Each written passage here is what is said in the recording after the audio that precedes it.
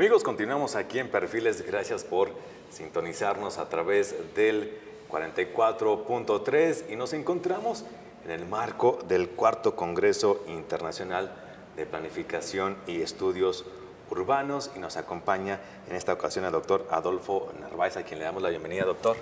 Mucho gusto, muchas gracias. Gracias por estar aquí en nuestra universidad y compartir de conocimiento de un tema tan pertinente para nuestra actualidad. Lo presento, usted es arquitecto, tiene maestría en diseño arquitectónico y doctorado en arquitectura en la UNAM, pero la maestría la tiene en la Autónoma de Nuevo León, sí, en la y actualmente es profesor ahí en la Autónoma de Nuevo León. Así que pues usted es más que experto en esta materia de arquitectura y estudios urbanos. Doctor, pues México tiene necesidad muy grande de poder diseñar, de tener que diseñar lo que son, o mejor dicho, una frase que me gustó es pensar la ciudad. Es necesario. Y México tiene distintas necesidades a lo largo y a lo ancho del país, distintas geografías. Esta necesidad, esta problemática en nuestro país, ¿qué tan grave es? ¿Cómo nos encontramos? Bueno, México es un país diversisísimo y México es un país riquisísimo. No quiero hacer una apología de México así como sin conocer o mostrar números alegres o hacer imágenes alegres. No se trata de eso. México es un país muy rico, es una de las grandes economías del mundo, ¿no?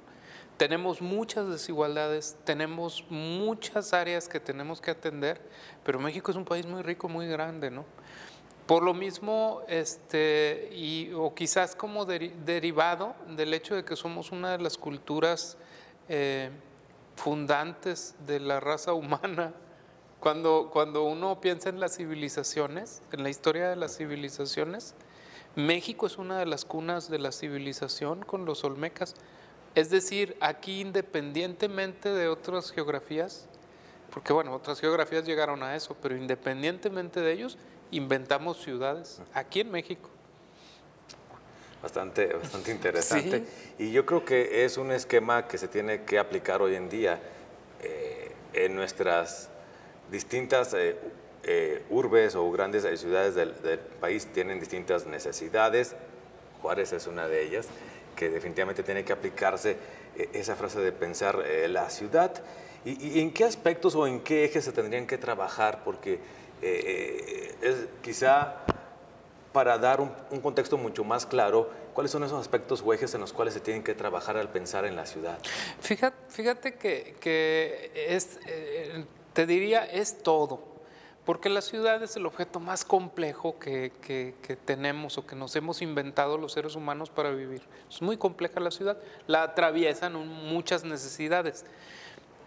Lo más urgente a mí me parece que tiene que ver con los derechos, porque si hay algo que está vulnerado en nuestro territorio son los derechos de las personas.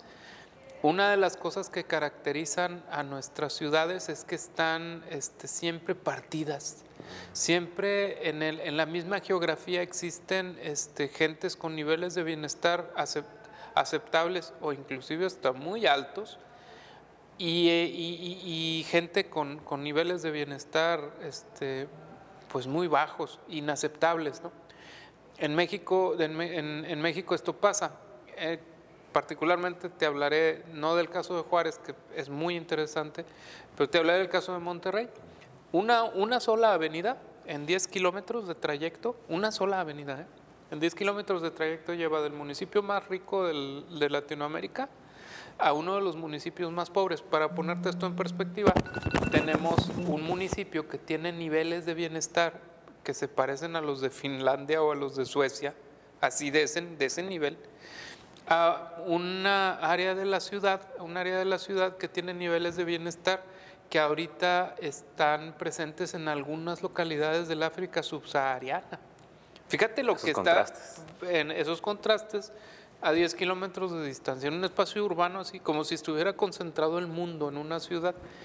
Entonces, realmente tenemos un problema de vulnerabilidad en nuestros derechos como ciudadanos. Uno de los ejes fundamentales tiene que ver con esto, que es un eje que atraviesa a la arquitectura y a la planeación urbana, pero que por supuesto está relacionado con la ciencia jurídica, ¿no? Por ahí nosotros tendríamos que tener y tenemos un contacto muy estrecho con los abogados, con los investigadores de ciencias jurídicas para trabajar esto. La movilidad urbana. Una de las cosas que son fundamentales es que estamos copando nuestras ciudades, estamos llenando nuestras ciudades de automóviles. El transporte público, que es una solución que a todas luces ha beneficiado a poblaciones pues de una manera muy buena, ¿no? Que podría no ser tan eficiente en términos económicos. Te hablo, por ejemplo, del caso europeo, digo no porque pues, sí son ejemplo, pero no para nosotros. Nosotros tenemos nuestras particularidades locales, pero en el caso de Europa, entre las ciudades y por el territorio se mueven en trenes. Estos trenes no son sustentables en términos económicos, pero para nada, son carísimos y a veces se están moviendo con un pasajero. Existe la necesidad de una subvención, pero esta subvención que viene de los impuestos de las personas beneficia muchísimo más que no tenerla. Entonces, en nuestro caso, nuestro transporte público pues debería de tener esta orientación, convertirse en un buen medio de movilidad de nuestras poblaciones. Estamos copando nuestras ciudades, estamos llenando nuestras ciudades de automóviles y esto está saliéndonos bien caro. Fíjate, por ejemplo, el caso de nuevo de Monterrey, de allá vengo, claro. no tengo, claro. Tengo muy fresca esa perspectiva, pero en el caso de Monterrey, somos la ciudad más contaminada de Latinoamérica ya, en gran parte debido a nuestro parque vehicular, ¿no? Que pues diario lleva y trae a la gente, que lleva y trae a la gente al trabajo y que lleva y trae a la gente a la escuela, es decir, a hacer cosas que son importantes para la vida de la gente, pero que nos está costando muy caro por el costo ambiental. Estamos prácticamente todos los días de la semana, ahora durante el invierno estamos prácticamente todos los días de la semana, a tanto así de la precontingencia ambiental. Y esto nos sale mal. El caso de Juárez es un caso especial también por el hecho de que es una ciudad fronteriza y el cruce de automóviles la compra de automóviles en el otro lado usados es muy asequible, ¿no? Y esto hace un parque vehicular envejecido y que tiene una mayor potencial contaminante. Por cierto, la situación orográfica, o sea, la situación geográfica de Juárez es bien buena porque es una ciudad muy bien ventilada, no tiene nada que detenga el aire o difícilmente, ¿no? Y esto, bueno, la hace una ciudad poco contaminada, pero ciertamente el transporte es un problema.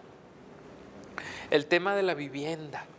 El tema de la vivienda también es un gran tema de vulnerabilidad de nuestras ciudades. Ciertamente la dotación de vivienda, pues bueno, nunca hemos llegado a una dotación plena, nunca hemos llegado a un superávit. No es más, ni superávit, a estar tablas. Siempre hay un déficit en la vivienda.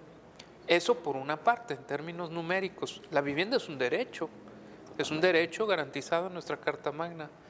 Pues no todos gozamos de ese derecho y no todos gozamos de ese derecho en las condiciones de bienestar que debería y de habitabilidad que debería de tener nuestra población. No todos lo tenemos. Entonces, urge la dotación de vivienda, urge además la dotación de vivienda digna. En esta plática que acabo de darla, bueno, claro. Y ahí es importante ver esto así, como un eje que cruza nuestra ciudad. Este tema de la vivienda se cruza con el tema de los derechos, en el sentido de que constatamos que la vivienda, que ahora, gran parte de la vivienda que ahora se hace en nuestras ciudades y que se ofrece pues por medio de créditos, ¿no? Para la vivienda, y luego esta vivienda que se ofrece por medio de créditos que vienen de la erogación de uno mismo, ¿verdad? Porque uno paga esto y lo pagan los patrones de uno, que ese dinero es puesto en manos de desarrolladores inmobiliarios. Los desarrolladores inmobiliarios ofrecen unos productos de vivienda. Notamos que estas viviendas no están diseñadas para todos. No todos tenemos una capacidad de accesibilidad como la tiene un adulto joven y sano. O sea, qué padre, yo te felicito porque estás adulto, joven y sano, y yo soy adulto, no estoy joven ya, pero estoy sano, gracias a Dios, pero y la gente que no está adulta, joven y sana, es decir, las personas de la tercera edad, las personas con discapacidad, los niños, las personas con vulnerabilidades, inclusive hay que decirlo, en Juárez, esto hay que decirlo, la vulnerabilidad que representa el género. Sí. O sea, la mujer es muy vulnerable. Entonces, todas las personas que tienen estas vulnerabilidades, la vivienda no se adapta completamente a ellos. Sí puede uno meterse. Sí, bueno, pero ya te metiste, ¿y vives bien? Esa es una pregunta que hay que hacernos, ¿no? Entonces, un poco por ahí son los temas.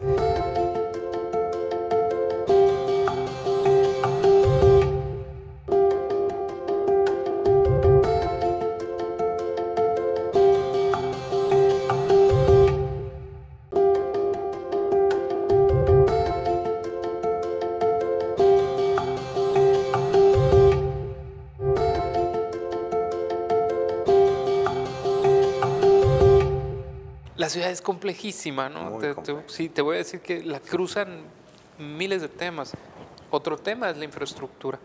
La infraestructura de las ciudades cada vez nos cuesta más caro traer agua, traer electricidad, traer los insumos que necesita para funcionar una ciudad. Cada vez nos salen más caros. ¿Qué clase de infraestructuras necesitamos generar para esto? Y luego el impacto de nuestras ciudades en los entornos. Cada vez es más impactante nuestra actividad sobre las regiones. Fíjate, en el caso de Monterrey de nuevo, ya me van a decir que no aquí en Juárez, no, pero vamos a caer en el caso de Juárez, pero en el caso de Monterrey, nosotros calculamos hace años que la huella ecológica, fíjate, es un concepto muy loco de la huella ecológica. Imagínate que tomas una hectárea del planeta, una hectárea promedio del planeta. Esa hectárea promedio pues tiene una cantidad de materiales, tiene una cantidad de energía, tiene una cantidad de agua, tiene un potencial para generar alimentos. Es una hectárea de terreno, sí, pero es promedio, es decir, promedias las partes más feas y las partes más bonitas, ¿verdad? Y es una hectárea promedio. Entonces es una medida para decir cuánto impacto tienes como persona. Por ejemplo, un habitante te voy a decir un número, no va a ser cierto, pero te voy a decir un número. Un habitante de Quebec, en Canadá, está necesitando 10 hectáreas en promedio para vivir él en toda su vida. Es como si viviera en el centro de un terreno de 10 hectáreas y con eso vive totalmente. 400 litros de agua, por ejemplo, por día gasta un habitante de Quebec. Por decirte un número, en Canadá eso es así. Calculamos que el impacto total de toda la población, todas sus empresas, todas sus casas, todos sus carros, todas las cosas que pasan en la ciudad, en Monterrey, era aproximadamente de un radio de 300 kilómetros. O sea, llegaba hasta la frontera el impacto. O sea, necesitaba esa superficie planetaria para vivir. No quiere decir que saques todo de esos 300 kilómetros a la redonda, claro, pero importas alimentos de África y de los Estados Unidos y los materiales de China y el petróleo de Brasil. O sea, hay un intercambio tan importante que al final sí juntas esas hectáreas que necesita. Ciudad Juárez, por su población, debe andar como en una cuarta parte de esto aproximadamente, una cuarta parte de este diámetro, una cuarta parte de esta superficie. Debe de ser la que ocupe Ciudad Juárez para vivir. Entonces necesitamos generar sistemas más eficientes para el mantenimiento de las ciudades, para su funcionamiento, que las vuelvan sustentables. Es decir, que no necesitemos 2 o 3 o 4 tierras, 2 o 3, 4 planetas tierras para que nuestras ciudades funcionen. Pasa así. Si necesitas 2 o 3 o 4 planetas tierras, que no los tenemos, tenemos uno, para que toda tu población viva, pues tarde o temprano te vas a acabar los recursos. Es así, es simple. Entonces necesitamos medios para hacernos. La frugalidad, por ejemplo. Hacernos gente que con menos viva mejor, pero sin olvidarnos de que luego esto nos vuelve vulnerables, nos vuelve sujetos del control de otros intereses perversos. Sin olvidarnos de esto, ¿no? Digo, sin olvidarnos de que hay que generar una sociedad fuerte, digna. Claro. Y bueno, ahora que menciona esto, se me viene la siguiente pregunta a la mente. Somos varios los actores en esta dinámica, en esta sinergia. Me quiero referir a la sociedad porque es la que nos está viendo en estos momentos a través de nuestra frecuencia. ¿Cuál es el papel que debe de asumir o de jugar cada ciudadano, cada integrante de la ciudad? ¿Cuál es el papel que juega en esta dinámica de tener una ciudad bien pensada? Fíjate que la respuesta más fácil es que nos debemos de responsabilizar de todo. Sí es cierto, si nosotros tiramos basura en la calle, al rato vamos a tener ahí un chiquero. Así es, y uno lo vive a diario, ¿no? Sí. O sea, tenemos un chiquero enfrente de la casa, al lado, y bueno, pues hay que tomar manos a la obra, sacar escobas y barrer. Pero esto no es todo, porque no nacemos solos. A este planeta, no, fíjate, a esta vida no llegamos solos. Llegamos en compañía de una señora que nos tuvo en el vientre y que luego nos crió durante muchos años para que podamos hacernos gente. Y no nos vamos solos tampoco, dejamos un legado de personas a nuestro alrededor que pueden ser familia o pueden ser amigos, o uno puede decidir vivir solo, pero uno se rodea de personas. No nos hacemos solos. Entonces, las sociedades necesariamente tienen que estar organizadas primero para hacerle frente a los problemas que tiene la ciudad. Esto es acción política a nivel de calle. No quiere decir partidos políticos, no quiere decir votaciones, no. Quiere decir entrarle a los problemas de la ciudad, asociándome con otros, sumando fuerza para poder llegar a hacer que las cosas funcionen. En este sentido y con esta fuerza, pues reclamar que nuestras instituciones funcionen mejor. No digo que funcionen mal. Las instituciones están ahí y ofrecen un respaldo y ofrecen una garantía. Pero en ocasiones hay que ir y despertarlas, ¿no? Así como que están, a veces se quedan dormidas las instituciones. Bueno, hay que ir y moverlas, como nuestra mamá que nos movía para despertarnos, para que nos fuéramos a la escuela a hacernos gente. Pues hay que despertarlos. Y de esa manera, organizadamente, se logran muchas cosas. En la medida en que reconocemos que dependemos de una red, en la medida en que reconocemos que nos hacemos todos, pues en esa medida tenemos que reconocer que hay una responsabilidad compartida y entrarle al trabajo. Es que esto de ser ciudadano no es andar de vacaciones, o sea, esto de ser ciudadano es trabajar para que la ciudad esté bien. Y si la ciudad esté bien, entonces estamos bien nosotros. Es una cosa por otra, porque también si estamos bien nosotros en lo interior, la ciudad está bien.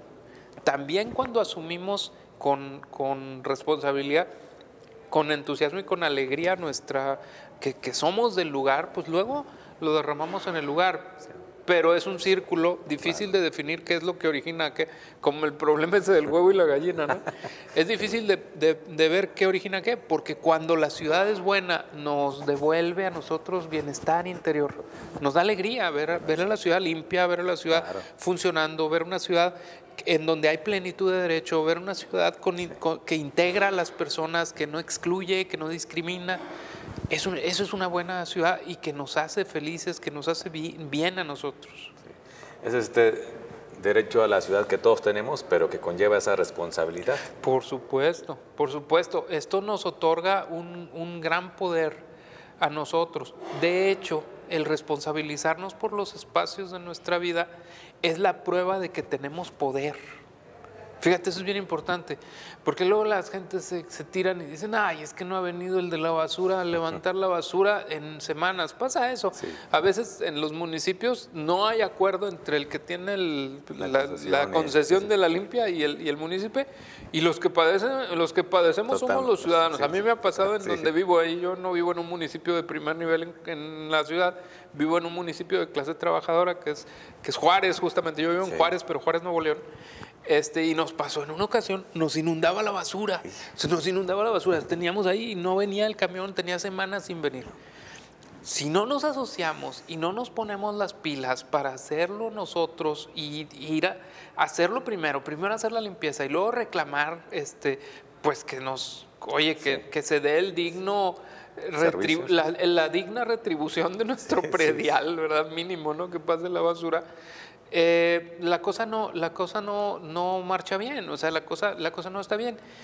Si nosotros nos quedamos tirados, lo único que estamos demostrando es que no tenemos poder. Es que no tenemos poder como ciudadanía.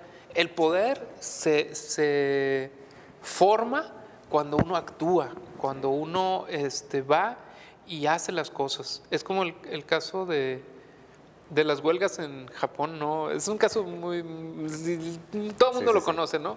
Los japoneses son una cultura así muy fuerte, ¿no?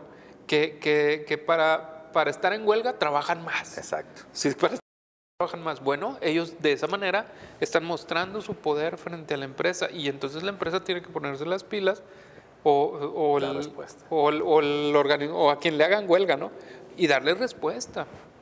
Si no lo hacemos, no. Entonces, yo pienso que como ciudadanía no nos deben agarrar dormidos. No, al contrario, necesitamos estar bien despiertitos. Excelente, doctor. Y ya casi para terminar, igual estaría viéndole un mensaje para estas nuevas generaciones de arquitectos, de urbanistas, de diseñadores de paisaje que pues tienen una labor amplia y grande en lo social, en nuestro país. ¿Cuál es esa responsabilidad que les puede dejar ahí en las manos y en sus mentes para que ya vayan formando, vayan pensando? ¿Cuál es esa responsabilidad que les toca a estas nuevas generaciones? Fíjate que como gran parte de los profesionistas de hoy, ¿no? Vivimos en un mundo que cambia muy rápido, que es fascinante por eso. Fascinante porque cambia. Yo me acuerdo que de cuando yo era niño que jugaba con mi cohete del Apolo 11, ya van a saber de qué generación soy. Tenía mi cohete del Apolo 11. Ahora con las cosas estas que simulan viajes en el espacio, así, unas cosas, la cosa ha cambiado muchísimo, ¿eh? Entonces, como profesionistas tenemos la alta responsabilidad de la formación continua. No acabamos nunca de aprender, no nos deja nunca de sorprender el avance humano, y entonces necesitamos estar a la par, ¿no?